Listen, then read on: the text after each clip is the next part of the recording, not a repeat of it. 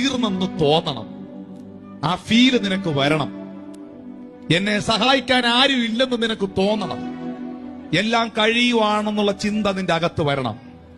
അങ്ങനെ വന്നാൽ മാത്രമേ ഈ ചിറകിന്റെ കരുത്തെന്താണെന്ന് നീ അറിയൂ. ഇത് ആ രംഗം നിങ്ങൾ കണ്ടിട്ടുണ്ടോ എന്ന് എനിക്കറിയൂല.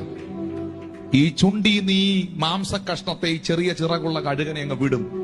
ഇതൊന്ന് അട്ടിക്കും, ഒന്ന് കളിക്കും, ഒന്ന് കറങ്ങും.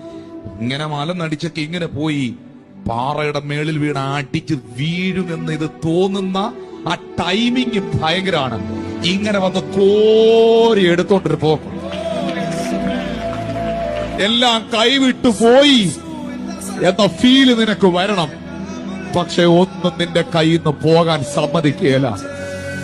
കർത്താവ് പറയുന്നു, ആ ടൈമിങ്, കഴുകന്റെ ടൈമിങ്, കഴുകൻ തന്റെ കുഞ്ഞിനെ അനക്കി മീതെ പറക്കാൻ ചിറക് വിരിച്ച